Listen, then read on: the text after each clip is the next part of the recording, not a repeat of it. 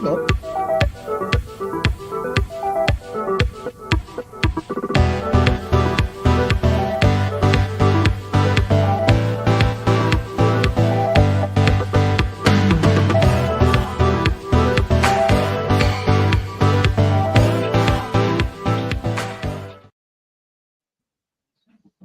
Live? Yes. Hello and welcome back to yet another live episode of Green and White, brought to you by Argyle Live. Hopefully a few less swear words in this one. Apologies, I've been told off, and I'll try and keep my behaviour to a good level tonight. No promises, though. Yeah, we are running slightly late. Apologies. As always, remember to like, comment, subscribe, all that good stuff. Get your thoughts and your comments and your questions in, because as per, very little preparation goes into this. Spent last night on the Barbican celebrating the marriage of two Argyle fans, Josh Simpson and Katie Brown. So congratulations to them. Yeah. And whilst we're on it, actually, the amount of people that come up and say, talk to me whilst I'm on the Barbican or out and about in Plymouth, and I'm sure the others get it as well, about how much they love the pod and listen to the pod, or structure their Sundays around it by ordering their takeaway to sit down and watch our mugs in on their TVs and stuff. We really appreciate it. Thank you. But anyway, enough of that soppy stuff. Saturday saw a frustrating afternoon as Argyle battled, but ultimately fell to a 1-0 defeat against Peterborough United, with the Posh's back line keeping a stiffer upper lip. Joining me tonight to discuss exactly that, Adam Price. How's things? Yeah, evening. Yeah, been better, been worse, I guess, after the weekend that was. How are you? Nobody ever asked back, do they? How are you? No, Aaron? They don't. I'm amazing, mate. Apart from the football, if football and Plymouth Argyle Football Club didn't exist, I feel like I might have a much happier life. Fantastic. But apart from that, yeah, no, I'm good. Sam Down, same question. Oh dear, oh dear, oh dear. Oh. Yeah, that's it. No, well, I'm okay. I've calmed down slightly from my initial. Well, I say it was initial meltdown. It was kind of like an extended 21-hour meltdown. But yeah, it's becoming like a weekly habit now that you have a little rant after the game and then you calm down and then you apologise for said rant. That's like a regular thing. Why don't you talk us through yesterday's 1-0 defeat of Peterborough? Same as last week. Full match run through. Don't give too much opinion, please. Yeah. Why don't I? Several reasons why I wouldn't do. One, because it's a very depressing and miserable thing to talk about. To avoid answering a rhetorical question, I will just now do the run through.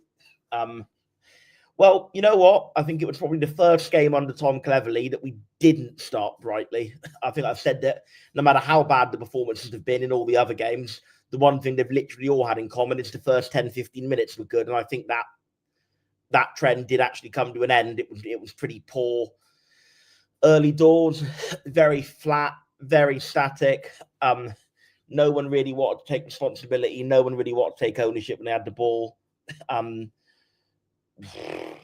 Obviously, there are very, very few chances early in the game that they obviously had their penalty, which, yeah, was a penalty. Weirdo completely lost his man, running back, trying to track back after him, but he was never getting back in time. Obviously, Ashby Hammond has to then sort of do something. Personally, I do think he dives in too early. There we go. Adam will give more on him later, but I think for that penalty, he does dive in too early. It's not his fault primarily, but Waidu puts him in a tough position. But yeah, he gives away the penalty and going the wrong way 9 times out of 9. It was 10th time lucky, and Luki Ashby Hammond now has a 100% record at saving penalties in which he goes the right way, which is fantastic. Tipped it out for a corner, not for a corner, sorry, tipped it out to the corner, and Sorinola picked it up and cleared it. That can be counterbalanced though, Sam, with a 0% win record since Andrew Parkinson left. So there is that. And then we could have taken that as a bit of a wake-up call, like, come on, we're playing a bit rubbish here. Let's get our acting gear and let's not be so complacent. But we didn't. About 5 minutes later, it was more defensive errors, just again coming through us far too easy. I think Mumba is the one who loses his man, and again Ashby Hammond gets out, and Honestly, I think my first instinct was he's just palmed the soft one straight back out to their player, to that what's his name? Something Miller. It's like a double-barreled name. What's his name? Goodness me. Him, the goal scorer. Jimmy J. Morgan by any chance? Yeah, Morgan, not Miller. Him. I knew it was double-barreled. J. Morgan, yeah. And J. Morgan had to tap in. Honestly, like I say, in real time, I thought he's just palmed out a soft one. Seeing it again, it is a good initial save, to be fair. And it's a child-friendly show, this. Yeah, now. You're already getting us in trouble with your swearing. There's not any innuendo. Yeah. So I'm not going to blame him too much for that, because ultimately it's one of those that if he just lets in the initial shot, then no one's going to moan at him for palming back out, to Morgan. So yeah, that is what it is. We go in at halftime behind. Oh, there was the goal that never was. Yeah, cross goes in from a set piece. Alex Mitchell gets a great head in it, to be fair, from quite a long way out. Really, to us, it was a little bit fluky, if I'm honest. It goes up and down and sort of bounces. Certainly a large amount of the ball is over the line. It may even be that none of it is touching the white line. But don't forget, if it's overhanging the line, it's not over the line. It's a goal. It's not a goal unless it's over the line. So yeah, that was that. From the referee's point of view, it didn't look over the line, so I can't blame him. We then come out in the second half. We moved to 4 at the back, and honestly, I think the 4 at the back was actually a bit better.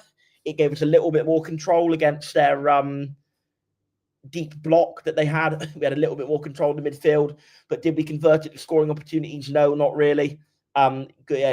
I think a good cross from Weirdo for Tolai to head over. I think that was actually first half as well. But yeah, second half we maybe had more of the ball, but had maybe even less in the way of clear goal scoring opportunities. The only time we came close to scoring in the second half was from a bicycle kick, and if you score one of those, it's always very improbable in the first place.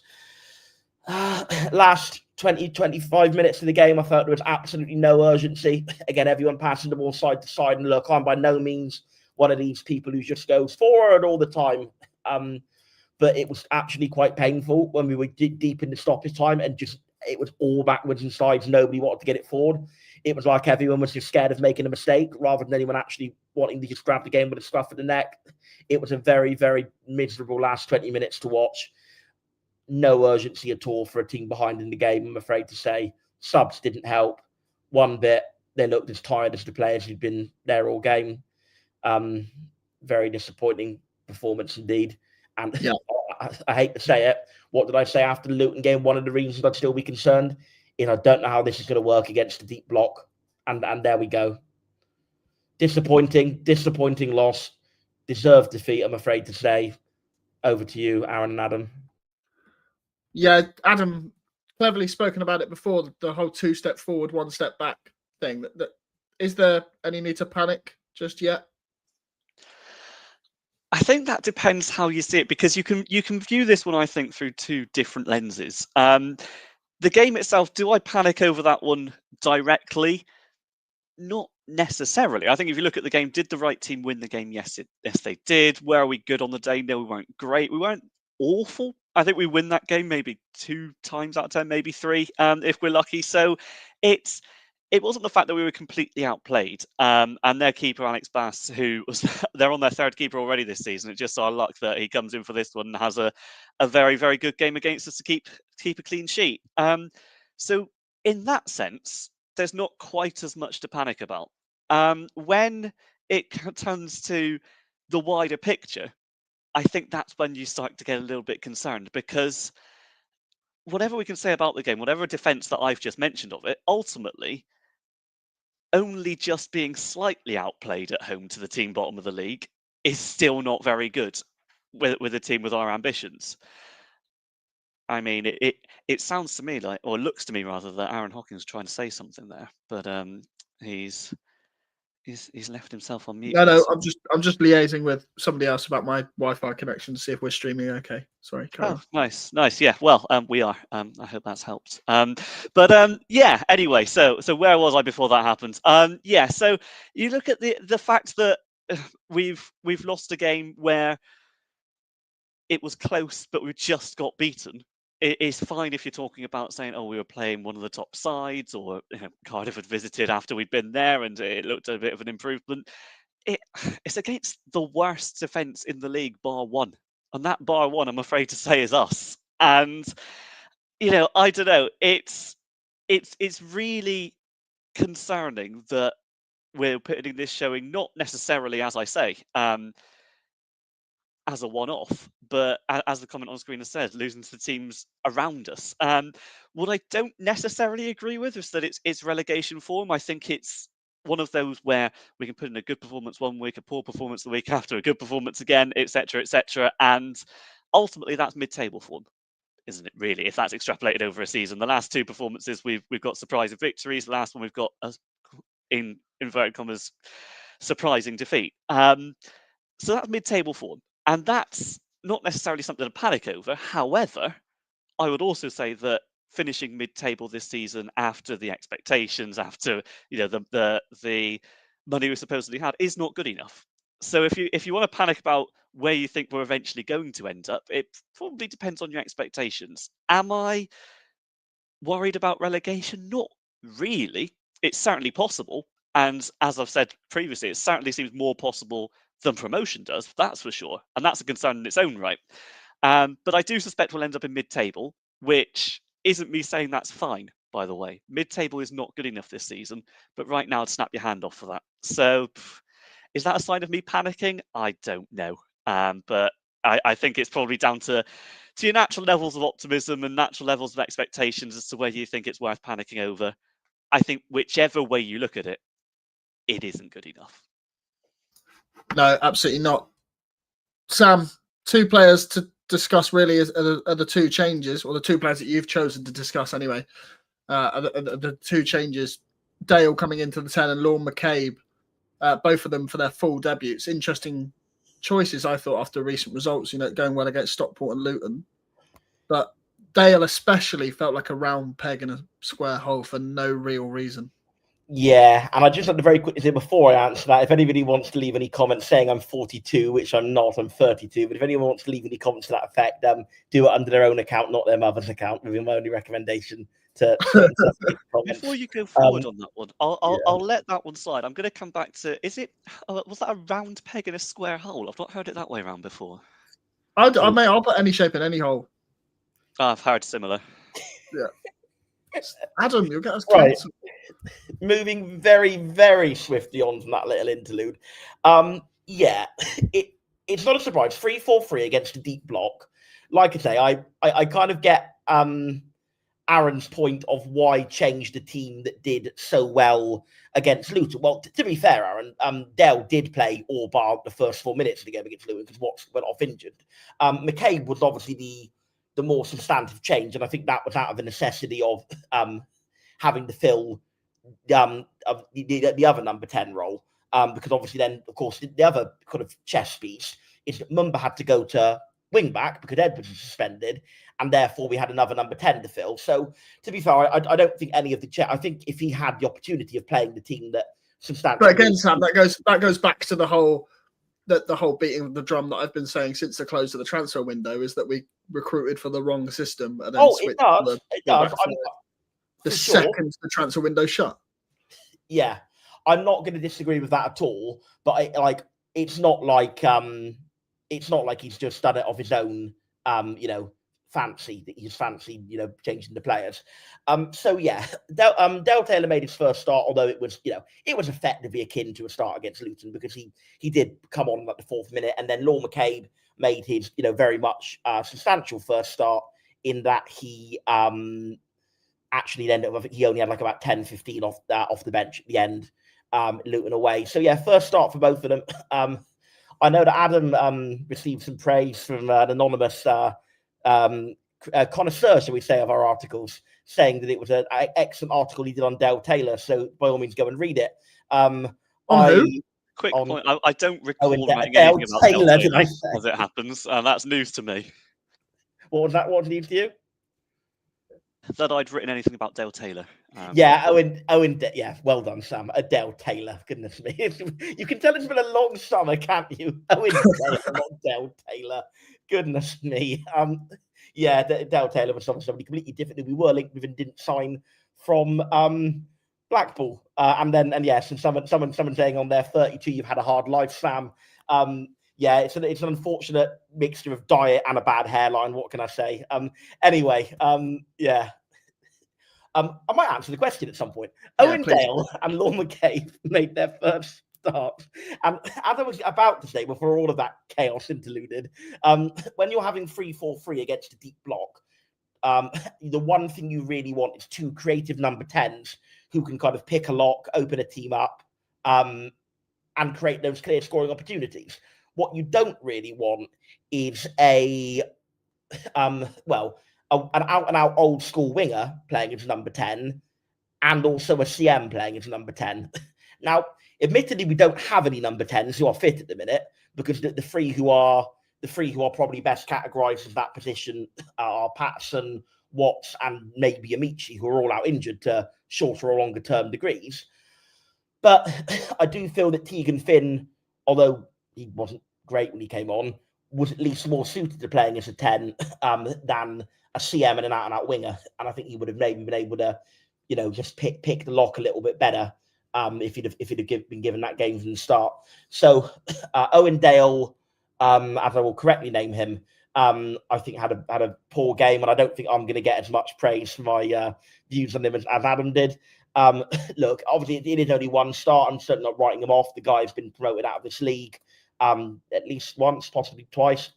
Certainly played very, very substantial minutes in this league for teams near the top end.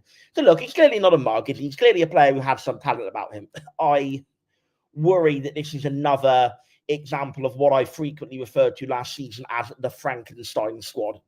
For those of you who don't know the works of Mary Shelley, that Frankenstein was a being made up of numerous different parts from different people and created a kind of a monstrosity that just didn't gel together and click together well. And I kind of worry our squad's a bit like that. I kind of feel that Owen, I nearly called him Dale Taylor again. You can tell it's been a long week. Owen Dale is much more suited to playing as an out-and-out winger. If we had stuck with 4-2-3-1, he'd have been a much more suited there. Having to come inside a lot more, certainly in a game against a deep block, is not his bag at all. Don't get me wrong, I feel he was very, very energetic off the ball. He pressed well, but when he got on it, he didn't really know what to do at all. He couldn't. Every time he tried to come inside, he was a bit like a rabbit in the headlights. His passing was poor. When he did get into wide positions, I think his crossing was pretty poor as well. Look, clearly more to come from him than what we saw in that game. I mean, even at Luton was more than what we saw in the game yesterday. But yeah, it was not I think a good performance from him at all. Out of position, as is Ibrahim. Lorne McCabe, I'm going to be a little bit more positive about. I do feel the first half hour, he looked really, really off the pace. It looked like a young lad who hadn't really started a pro game before, if I'm honest. First half hour, I think he looked maybe a bit little boy lost in the middle. However, I do think he grew into the game. And I do think that when we obviously then got that bit more control of the ball, and we did go to 4-2-3-1. Yes, admittedly, as I said earlier, it still didn't create clear goal-scoring chances. But there was definitely a game when we were passing it around the final third quite a lot at that stage in the game when that was happening, and we were certainly keeping them very hemmed in. And I think that was when, although I will reiterate, we didn't really create much from it. That was maybe more the fault of the players more advanced. The central midfield pair in that time of McCabe and Boateng, or Boateng, as I should call him correctly, were doing okay. And I do think Lorne McCabe actually had some really incisive passes into the final third, which we then just didn't really do anything with. So, yeah, I'm not going to say he was great to the Middlesbrough fan whose comment is on screen, but I think for a young lad making, I think, his first start, certainly one of a very small number of starts in pro men's football in the league, there's definitely something to work with there.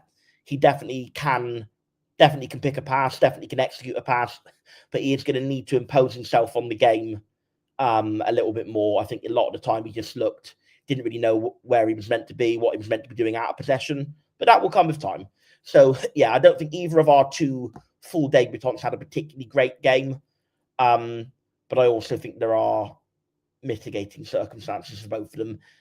Dale being the fact he was completely not in the right system or position for him, and McCabe being it was a rare start and he got better as the game went on. So hopefully both of them, more to come, is what I would say. That was one of your shorter answers ever, Sam. So fair play. Thank you. Adam, it feels like another game or another segment in which we discuss Luke Ashby Hammond. Obviously, gives away the pen.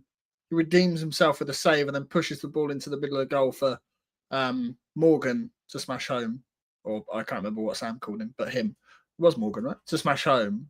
It's just yet another inconsistent display, isn't it? Yeah, and I'm going to be a bit more militant about it because I do think that second save where he pushed it into the middle is very bad and very avoidable. To be honest, having seen it again, I just think the position the shot comes in. I mean, yeah, it's powerfully struck, but I don't know if it's a case of the keeper's positioning or whether he just got his limbs a bit mixed up or something like that. And I don't know, but it wasn't great, and that's a very preventable goal. Yeah, I've seen a clip from is it Aaron Cusack on the Argyle analysis show that they do afterwards that he was saying that it was like terrible goalkeeping, which feels like maybe why am I being the generous and positive one for once? That's a rarity. Okay, maybe I just know nothing about goalkeeping and or wasn't paying attention looking at the highlights. Just like club media calling the display terrible. Yeah, just feels like don't get me wrong. I'm not saying sorry, Aaron. I'm not saying he's blameless. I just don't think it was a howler either. But yeah, maybe I am being a bit too kind. So do carry on, Adam. I don't know. Maybe not. I don't know. I think regardless, I mean, we'll focus on the positive as well. The penalty save is a good save. He gets down to it well. He pushes it well away, and you just think, why can't you do that for the easier shot that you've just faced a bit later on? I don't know. And I don't want this to seem like an Ashby Hammond witch hunt on my part, because I think he's shown enough in the games that he's had, particularly in recent weeks. Maybe if we write off the first couple where he was clearly not good enough, he's grown into the role and been certainly okay in a lot of this game. I think we're at a stage where he strikes me as a sort of player who's absolutely fine to be a backup goalkeeper in League One. However, he's not a starting goalkeeper in League One, and I kind of feel as though that's been a commonly held view that's been across members of this podcast and beyond, pretty much since he signed, or at the very least since his third or fourth game, where we weren't quite as worried about how he was going to turn out. Now, having said all of that, I am astonished, to be honest, that Conor Hazard was in the squad but did not start the game. This isn't the sort of thing where we need to build up match fitness because he's a goalkeeper. I'm not expecting him to run around for 90 minutes. If he is, he's doing something wrong. It's not a case that he's going to have to build up familiarity with the defence, because I look at the familiarity that the defence currently has with Luke Ashby Hammond. That doesn't look great. We've got the worst defensive record in the league. And when you've got a goalkeeper who is fit enough to play and he's better than your choice, he starts. There is absolutely no reason to have Conor Hazard on the bench yesterday. Either he's fit enough to play, in which case he plays for 90 minutes, or he's not fit enough to play, in which case he doesn't make the bench. I don't understand at all the decision-making that led to Conor Hazard not playing in that game. Now, did it make a difference to how it works out? We'll never know, ultimately, because Ashby Hammond does make a very good penalty save, albeit from a penalty he gives away. But also, I don't think Conor Hazard beats that shot back into the danger area for Morgan's goal. So I just don't understand why hasn't started that game. And yeah, to the comment on the screen, yeah, his name was being sung in front of the Devonport, and as he deserved at the time. He'd saved a penalty. As I say, this isn't a witch hunt. He did do some things well. But we had a better goalkeeper on the bench. Why is he not starting the game? I'd say the only thing that it could be, I don't know if this is devil's advocate, but maybe it's just the case he is fit in the sense that he's no longer having any kind of injury, but having had no pre-season, no warm-up, he's had zero match fitness. And maybe it's kind of at the point whereby they, in his current lack of fitness, they view him as being a better option than Baker if he were to be called upon, but not as good as Ashby Hammond at the moment. I think I could probably see that argument And I do see where you're coming from. I could probably see that argument for 10 of the 11 players on the field. But Connor has as a goalkeeper. I just don't see any reason why. If a goalkeeper is fit to play, he would need to build up match fitness. They'll know in training whether they trust him or not to be not injured, as it were. So just start the guy. Yeah, Sam, do you start Hazard on Tuesday then? I completely forgot that we have a game on Tuesday, by the way. Tottenham Hotspur's under 21s at home. That'll be fun. Do we start him on Tuesday, or do we keep Ashby Hammond in goal for that? Yeah, definitely start Hazard on Tuesday, because, you know, whatever your views on whether he should start or not going forward, obviously Hazard has not had a pre-season. So ultimately, yeah, you know, I know the point Adam made that goalkeeper is probably the position where match fitness is least relevant, but it's not completely irrelevant. You still want to have that sharpness, that bit of know-how of being in a game, that freshness of being in sort of battle conditions, as Paul Sturrock always used to call it. So I still think absolutely it's beneficial for Hazard to have that game time if you're going to start him at Burton or not, because ultimately, you know, that even if you don't start him at Burton, he's going to, you know, you're going to want him to be able to come in sometime. And even if Ashby Hammond has an injury, you're going to want him to be able to come off the bench. And him having that freshness it's almost nothing to lose. It's certainly going to be more beneficial than him not having that freshness. So I'd absolutely start on Tuesday. I think what Tom Cleverley said in his post-match interview was Hazard is going to get this start on Tuesday, and then he kind of said, well, then we'll see who's going to be the number one going forward, which I don't know. It kind of led me to think he wasn't absolutely certain, because, like, if he's absolutely dead set Hazard is going to be the number one, I think for one, as Adam said, he might have started Hazard today. And for two, he may have just said, right, well, we'll play Ashby Hammond Tuesday because he's going to be the number two going forward, and then we'll put Hazard back in for Burton. So I'm actually not sure Cleverley is as convinced as Adam, and me, by the way, would maybe like him to be, that Hazard should be the number one going forward. I think he is genuinely open-minded that Ashby Hammond might get a few more games in the league based on all the above, which I would be surprised about, in the sense that, look, whilst he hasn't proved, I think he's a far worse keeper than Connor Hazard, but I wouldn't be surprised that Tom Cleverley seems to think differently. Yeah, I haven't seen that Tom Cleverley has apparently already said that Hazard is going to start on Tuesday, so, you know, that takes away that discussion, but it's good. There's a few in here. There's quite a few that agree with you, Adam, quite a few that disagree.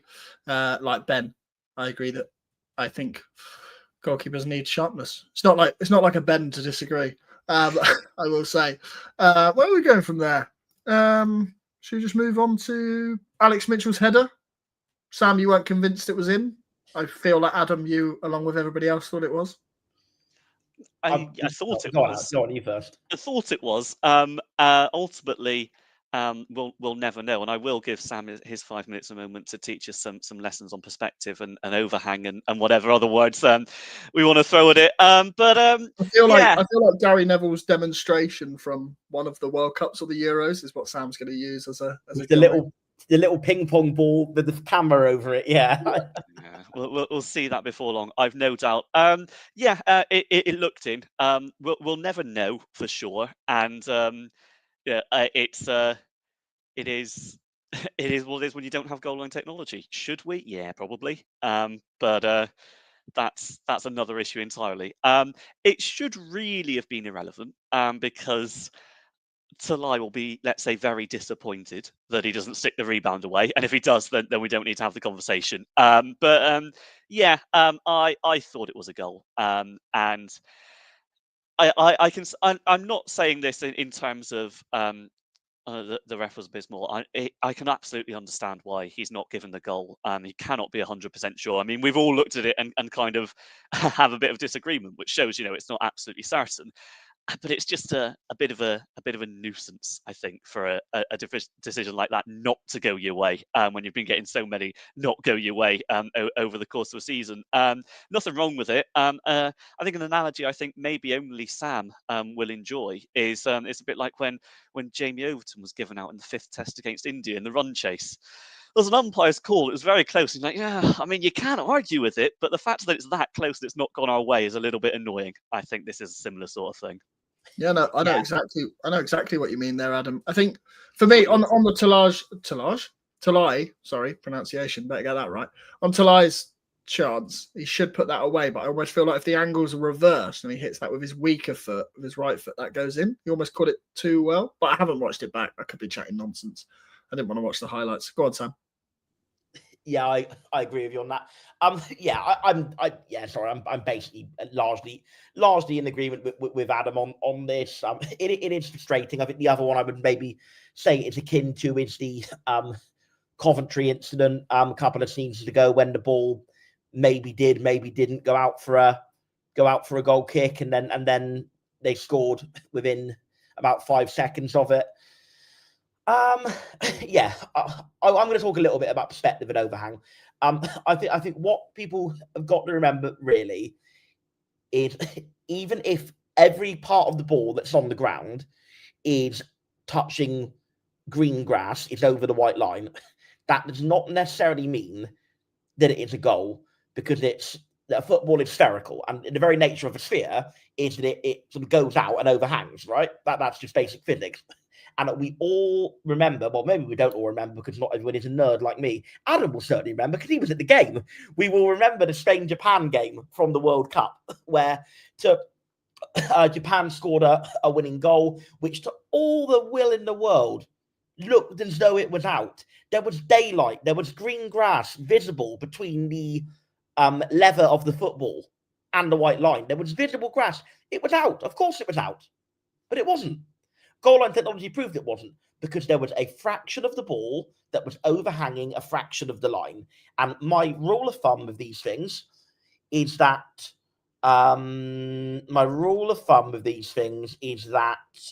if you're even debating whether it's, and the balloons are back for our for audio listeners, Just get with the idea. Just get with your perspective, chat, Sam. Yeah. Don't need to know about balloons. They're spherical as well. Yeah, they are spherical. My golden rule is, if you're even debating whether it's fully crossed the line, then it's not fully crossed the line.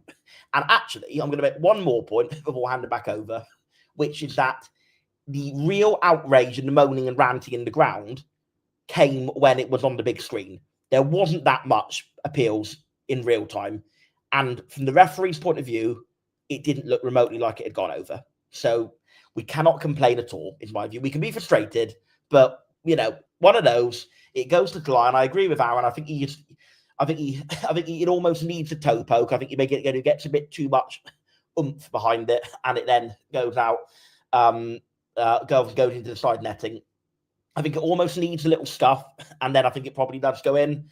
So I agree with Aaron on that one. But yeah, it was obviously a very fine margin, and I do agree that there is every chance on another day a referee or an assistant referee does give that a goal, and then maybe it's a different game. It is fine margins going against us, but what can we do? Frustrating, but what can we do? Three things I'd say on that, Sam, is I often use a similar analogy, but it's more my stomach and my belt, depending how much is overhanging. The second one is from Rob saying, "Evening, everyone. One question for Sam: why does he slam bus windows like a madman?"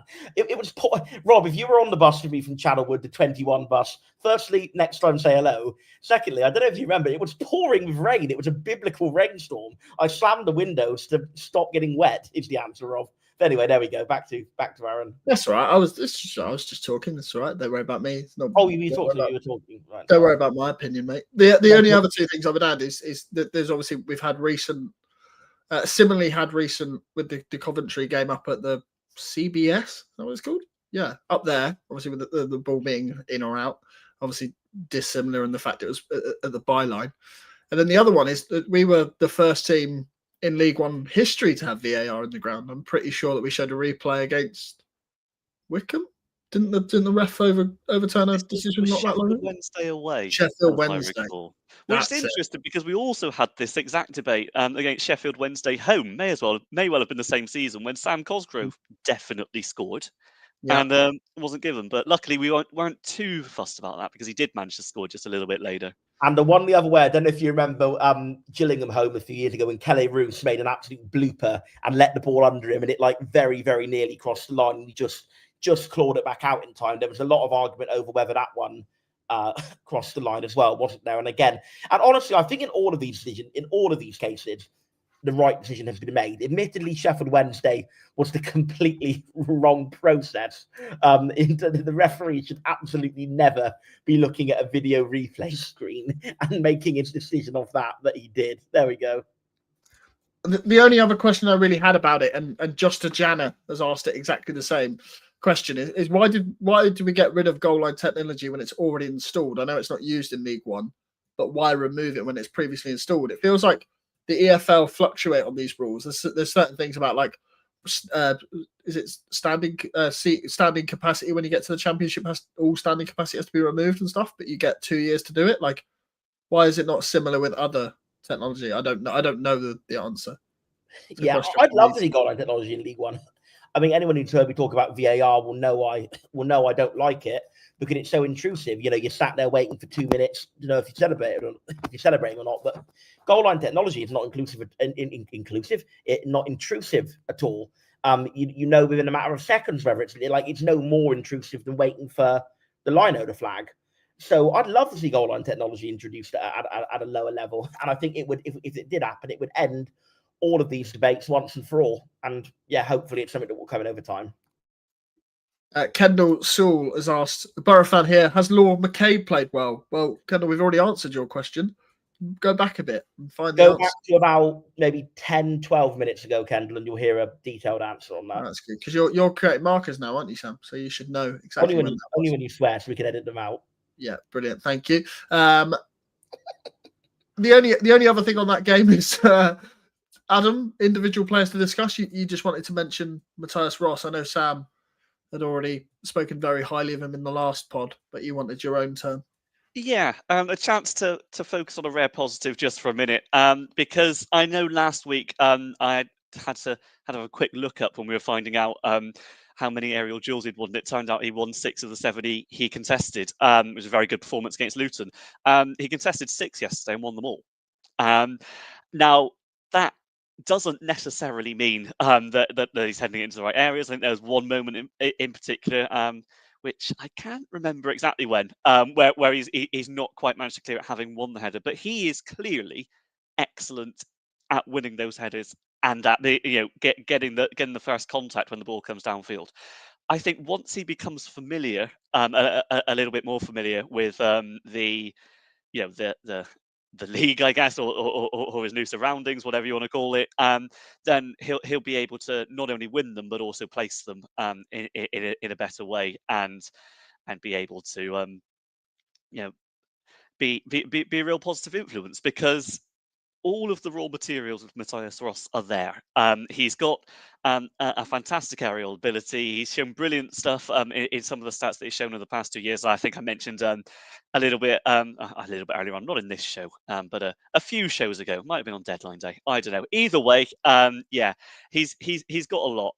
I think the recruitment in this transfer window is something that we are going to keep discussing for a very, very long time. And I think for obvious reasons where it's not been good enough. But I think in Talai and in Ross, there are a couple of very good players there that have done well to pick up. I want to see more of that going forward as well. Yeah, just to pick up on Matty H's comment. He says, try explaining to Stevenage that they have to pay for goal line technology. But if they keep up their form, they're going to have to pay for it next season anyway, because they will be in the Championship. That's Jordan Houghton and Saxon Early's Stevenage, 2 players deemed not good enough for our League One campaign this season. Actually, no, because we offered Houghton a contract, didn't we? Yeah, okay. I'll take that. I'll take half of that back. And I don't know how Saxon and Houghton are getting on in Stevenage. Houghton's certainly been playing every week. I'm not sure about Early. One player who isn't playing every week is Peterborough's Clyde Lolos, who didn't come off the bench against us. Anything else to add that you guys want to add before I go to a few questions? No? Good. First question, Jack Leslie. Used to submit a question every week, less so now. Just when are we going to finally play Benarous in his actual favoured position at Cam, crying out for his technical ability in there, wasted out wide for me, Adam? Yeah, it's worth trying, isn't it? Because I think, as Sam's mentioned earlier, the 3 players we've got in that role at the moment, provided we do stick with this shape, which of course is not guaranteed, but it's Watts, Amici, Patterson, all of the natural ones there are currently injured at the minute. But I think there is a fourth who could be a natural in that position. That's absolutely Benarous. Now, I think he's probably at his absolute best in a deeper midfield position, in the sort of role he can dictate play from deep, get a few long balls going, which I think is an underrated talent of his. But yeah, with the situation we're in, the fact that Benarous has had to fill in just about everywhere that isn't his best position at the moment, I mean, we may as well give him a go, right? Because it's been, or how do we describe it? It's round pegs in square holes at the moment in that role. And he might be, shall we say, a slightly squarer peg to fit into that hole, even if it's not perfect. I think it's, in this particular system, better than the alternative at the moment. Certainly, when you consider we've got a pointless game in midweek, we may as well give him a run out there to see how he gets on. It would be silly not to, I think. Yeah. So question for you, Sam. Kendall Steele again. If you were reincarnated as a goldfish, what would you do? Reincarcerated and the goldfish. Well, I suppose they are incarcerated in a bowl, aren't they? They can't get out. Reincarnated. Sorry, I forgot the question. If you were reincarnated as a memory of a goldfish, that was the joke. Forgot the question. Right. Yeah. Right. Yeah. No. Go on. What would I do? Well, I don't know. What do goldfish do? Just swim around the tank all day, I suppose. They gave you nibble at the bits of grain that get thrown into their bowl. Yeah, that's it, really. I'm glad we know. Incarcerated, as Darren put it. Yeah, same thing. Back to Adam, a proper question. Every single substitution makes us worse. Is that on Cleverley or the board? I think it's a bit of both, a classic bit of both, because it's, there's situations where substitutions do feel a little bit bizarre, but Cleverley's working, I think, with more than one hand tied behind his back with the options that he's got off the bench. I mean, look at who we had on the bench yesterday. There's nobody there who I immediately look at and go, yeah, they're going to come on and change the game. I mean, the likes of Tegan Finn, whilst he's obviously incredibly talented, and we've done very well to get him onto a permanent or a senior deal so soon, he's obviously not got experience of coming into a game at League One level and grabbing it by the scruff of the neck, because he hasn't had time. Similar with Pepple or Seni, whatever you want to say. I mean, these players,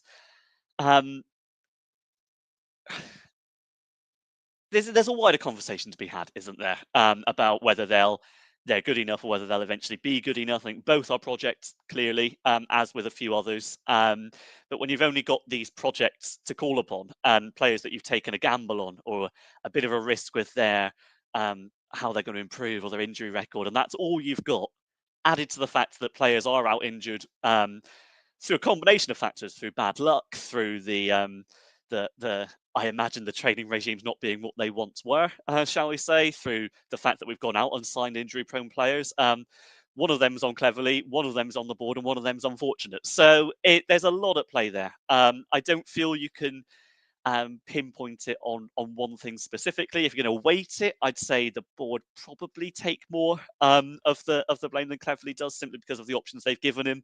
But yeah, it's a situation, and one of a few situations actually, where Cleverley hasn't helped himself in how well he's been able to do so far. You've got the delay to change shape, some ill discipline, I think it's reasonable to say, hasn't been great so far, and it's much like I was saying for Ashby Hammond. This is not a witch hunt. This is not a cleverly hit piece coming from my mouth or anything like that. It's just the way it's been, and I hope he, let's say, uses some of it for learnings, but he can only go so far.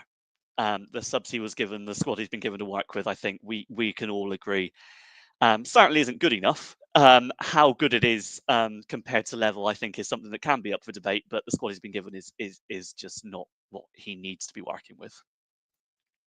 Yeah, exactly. The question that I can answer from Matt, Jerry, is it bad that I'm afraid of losing Talash in Talai? Why do I keep saying that? Am I afraid of losing Talai in January? I'm almost certain there'll be a release clause in this contract. I'm sure there might be. I'm pretty sure there'll be a release clause in his contract. Will we lose him in January? Well, not unless Port Vale trigger that, because obviously he's already played for them this season and played for us. So I can't imagine. I can see you dying to chirp in there, Sam, and I've beaten you to it, so that's good. Should we move on to the two big pieces of news this week? I think, did we discuss Cleverley's ban after Luton? Plymouth Argyle manager Thomas Cleverley has been charged with misconduct following their EFL League One game against Luton Town. It's further alleged that following his dismissal, he used abusive and/or insulting words towards a match official. This is a family-friendly pod, so we don't use such language here. Sam, on Saturday, head coach Tom Cleverley took his place in the dugout, despite being informed by the footballing authorities earlier in the week that he would be suspended. The club received confirmation late on Friday afternoon that Tom's red card sanction would now be dealt with as part of his misconduct charge. It's all a bit messy, isn't it? Yeah, he was in the dugout for all the bleeding good it did us. Yeah, so I think with that, because he had the 3 yellows before he had the red, 3 yellows means you have a misconduct hearing, which means you may get a ban. And then because the red came out in a separate incident to the 3rd yellow, they're looking at it as one overall thing. It's the kind of layman's terms of that. So I think given the fact he's had 3 yellows, which is generally punished with a ban unless there was extenuating circumstances, and also a red itself, my suspicion is that will probably be a 2 game, and it will probably be Burton home. Right, Burton home. I should just stop talking tonight. Burton away, and then not Mansfield either. I'm honestly, every other word I'm making a gaff. Burton away and Wigan home will be the 2 games you'll miss. If it is a 3 game, then it would be Mansfield away as well, unless that's postponed, but that's a whole different can of worms. So I don't think it's likely it will be a 3 game, because ultimately it wasn't generally manager stuff is a 1 game unless it's something extreme like violent conduct or whatever. So I imagine it will be probably 1 for the 3 yellows and then another 1 for the red. So 2 games total, probably. So he'll then be back in the dugout at the same time that Joe Edwards is back on the pitch, I guess. I've not been drinking, by the way, in response to the comment that I have. I think I've just had a long week. My brain's a bit fried. I'm still on the come down of the meltdown from yesterday, and I'm making a lot of verbal slips of the tongue. I've not been drinking in response to JB Janner Bay, who has asked me that in the comments. You're making me sound coherent, which is good. Thank you, Sam. Yeah. Somebody just said, I just had it started. Darren Curtis said, I don't know if there's anything you want to add on that, Adam. Do you? No, good. I'll do what I can. No, you carry on. As Darren Curtis says, there's now plenty of room in the executive box these days. On Friday, is it Friday? I don't know. Sometime this week, the club put out a statement that said, on the 19th of September 2025, so it was then, I will be stepping down as chief executive of Plymouth Argyle. That's Andrew Parkinson. After nearly 7 years at Argyle, I feel now is the right time to move on. When I took this role, my aim was to help the club progress on and off the pitch.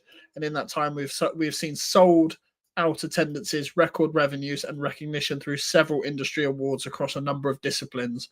None of this would have been possible without the hard work, passion, and dedication of so many brilliant people at the club. What do you make of Parkinson's tenure at the club overall before we go into specifics?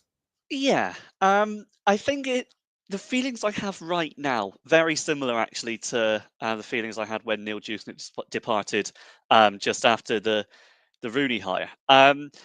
This had to happen. I think it's something that now this one I do know was on the deadline day stream. And I mentioned that the chief executive who's overseen this cannot survive in his role, and he couldn't. This had to happen, and I'm glad it has. With that being said, now that has happened, now we don't need to be putting any pressure on to see something that needs to occur. I think we can take a moment to appreciate that there was a lot of good that took place in his tenure as well. Stuff that's happened off the pitch, the record revenues, as has been mentioned there, the attraction to more supporters is a good thing, and it's something that I think he will like to see, and he will hope, is his eventual legacy. And there's a lot that he did in getting money into the club, getting us to have that bigger budget. The fact that we supposedly do have a top 6 playing budget in this league, whether it's been spent wisely or at all, is another matter. The fact that we have that is to his credit, and to his credit of the amount of work that's happened to bring that money in. It wasn't always, to be honest, in the correct ways. I think for a lot of people, some of the decisions on things like the the price of mascot packages and things like that, and the fact that we've got so much hospitality now that feels let's say poor value for money, and one very, very big one on charging PAs for supporters with disabilities to go on coaches, which was a horrendous move that thankfully was reversed, albeit a year too late. For a lot of those, I think it became a situation where people would struggle to forgive those decisions. I think they still struggle to forgive those decisions, and I can understand why.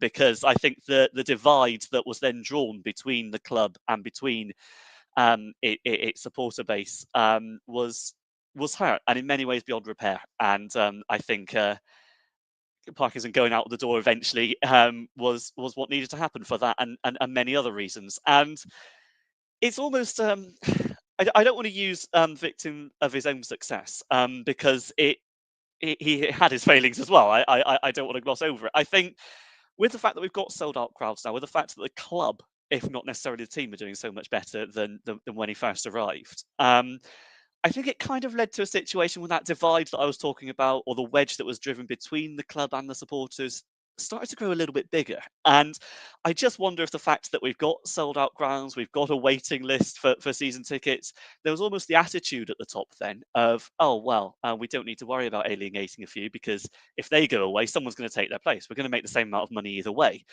You compare that, for example, to 2011, 2012, when the team was objectively worse, when the club was in an objectively worse state.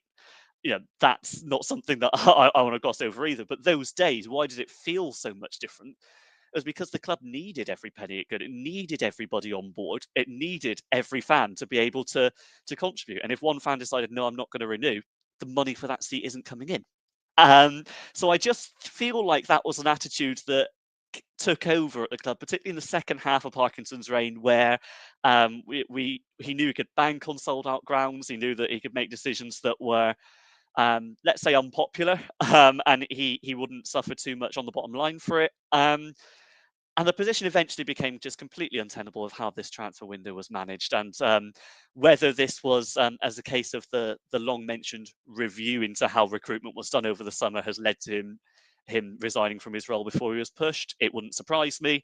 But this was a long time coming. He did fantastic work in the first half of his reign. I don't think it's unfair to bring that up for a moment and say, yes, he has done well, but he needed to go, and I'm glad he has.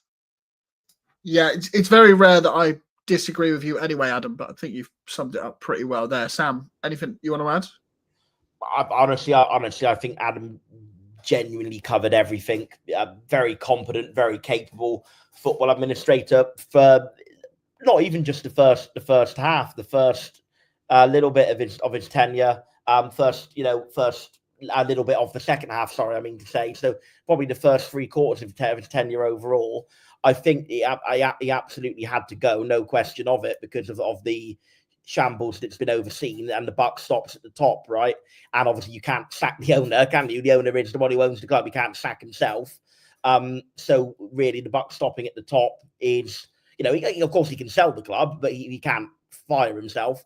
So the one who was run actually at the very top, who's ran the club, was the chief executive officer, who I think had to go, not just for this particular transfer window, but I think also the past 18 months with the great number of things that have gone wrong.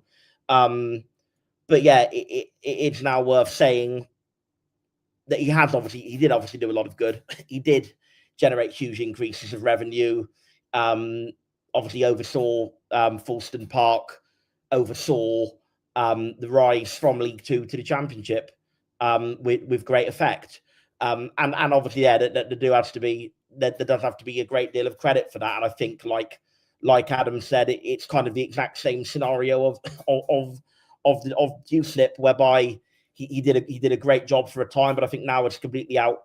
I don't want to say outspent his welcome, but I think that sounds a bit harsh, but effectively it's that.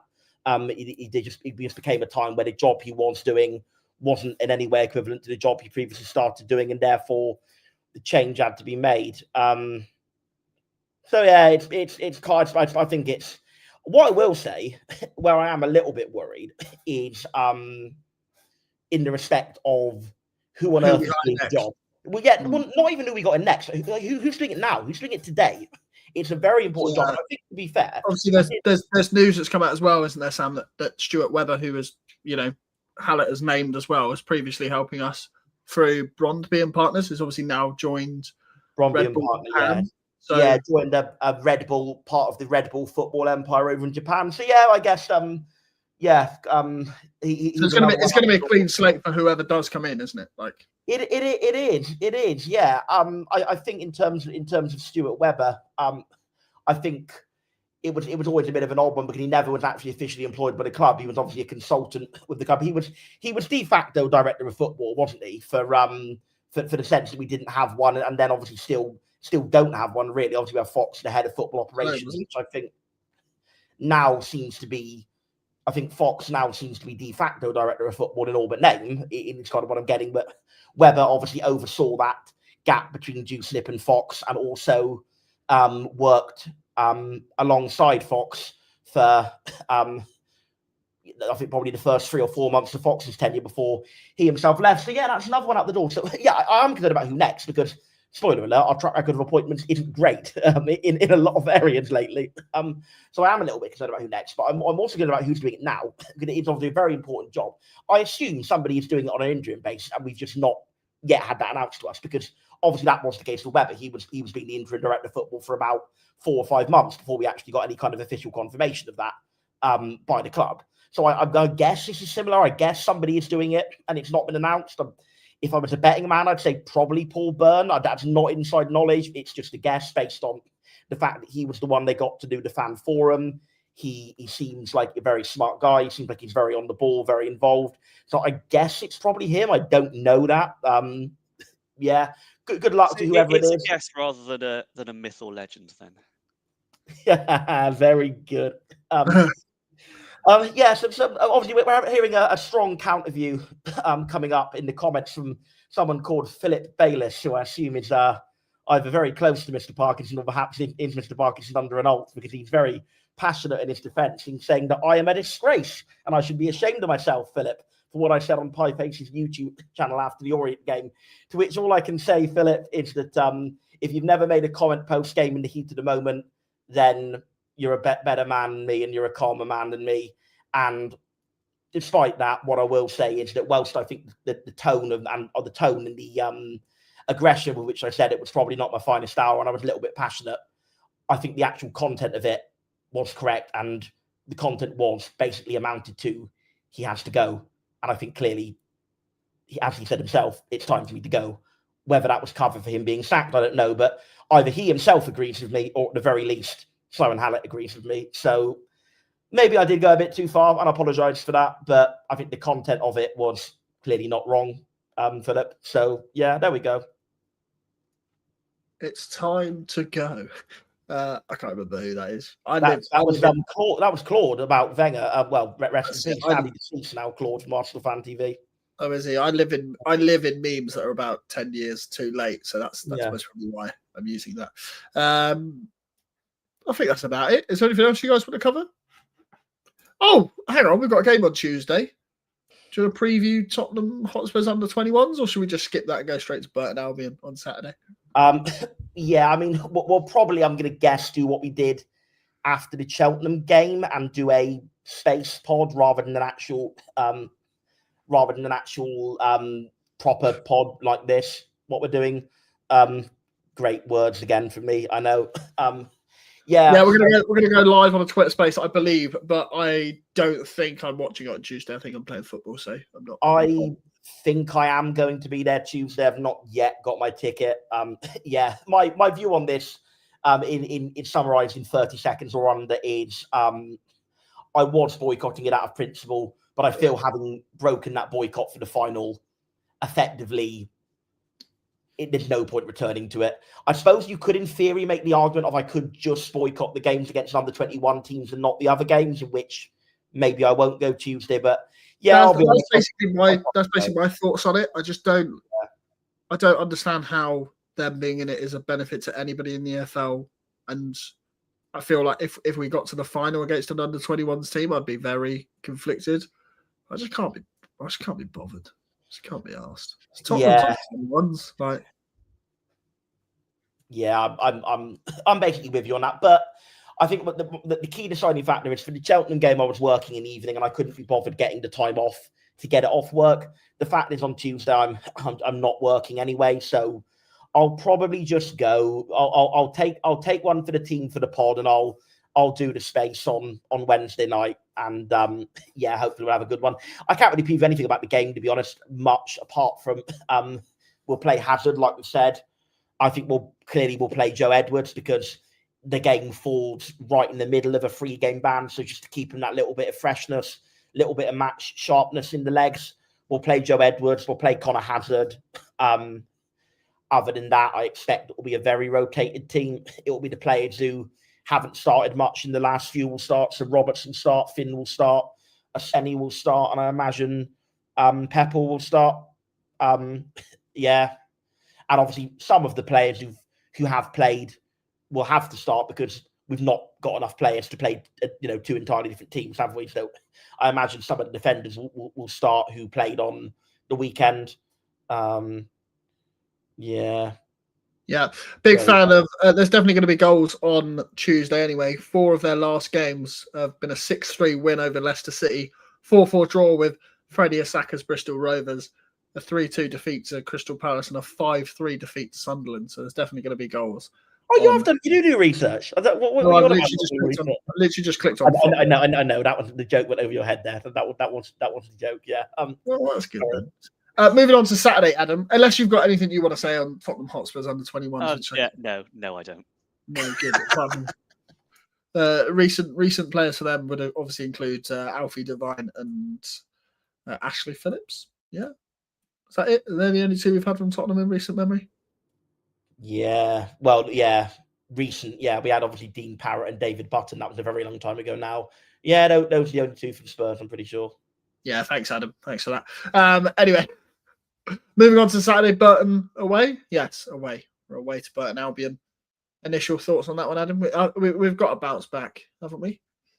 Well, you'd hope so. We're going into a weekend against a team currently placed bottom of the league who like to play with a back 3. So if we've got any record of a recent game like that, for example, or we could take it as potentially an omen, then we can do. Oh wait, yeah, literally yesterday. I don't know. It's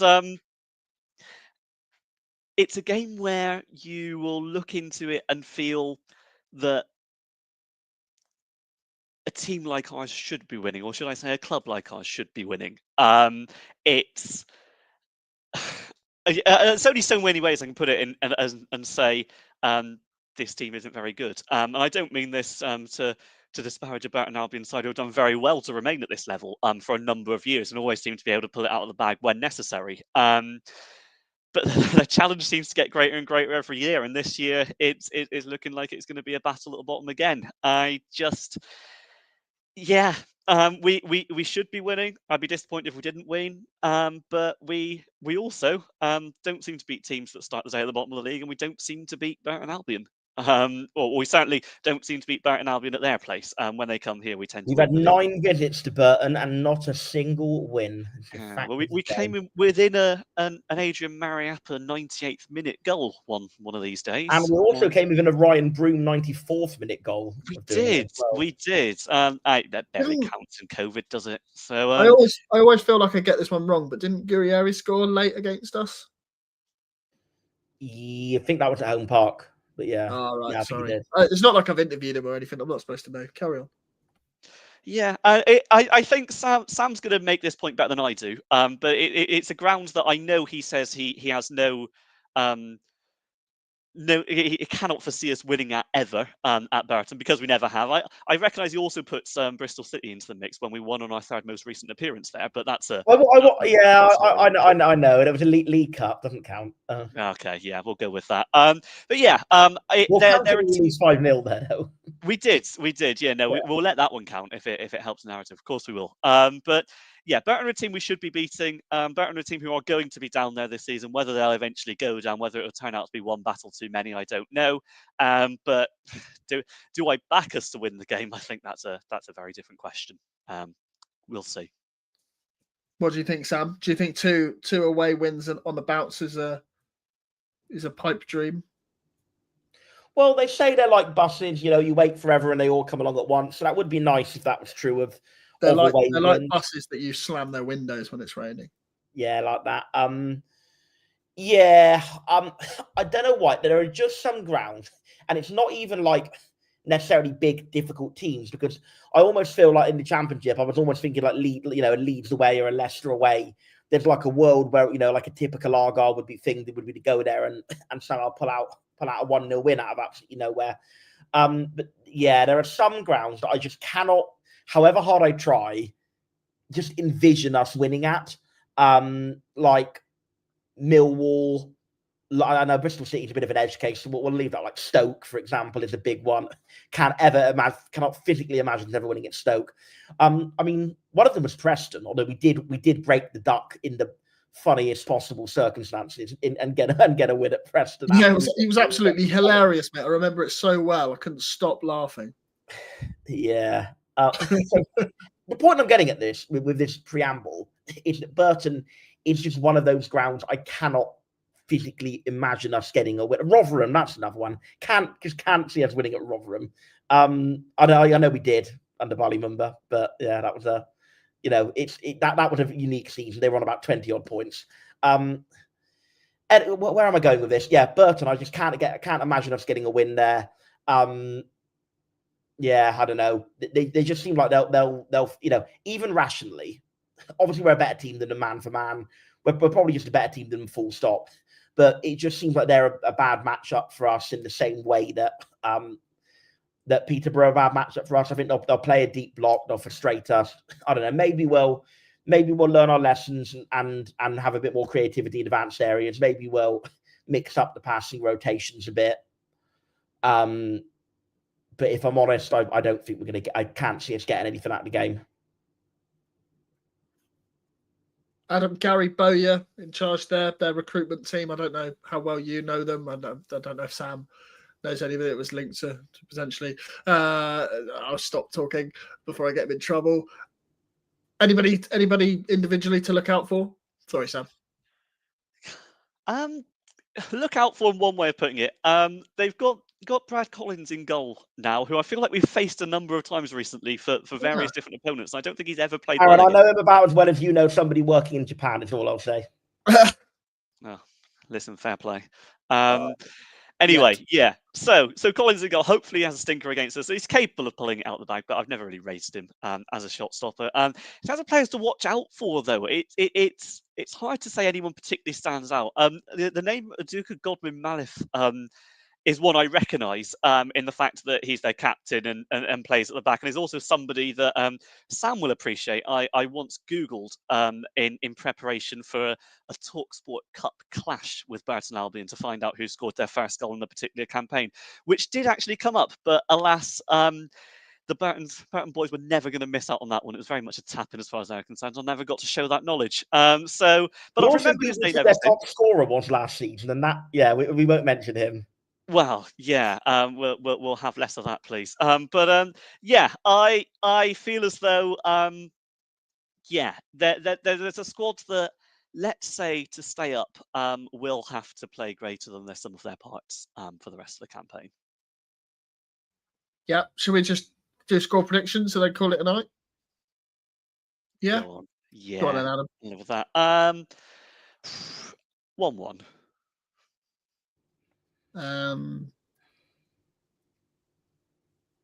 Me? Yeah. Okay. 2-2. Sam? 1-0 defeat. Oh, nice. None of us predicted to win at Luton though either, so maybe we're going to win now. Maybe. I don't think that's how it works, but let's hope it does. I think we'll call that a night. Just last one. Stephen Cooper says, Block 9 show all their comments. Why don't you? Go watch Block 9 then. Enjoy that.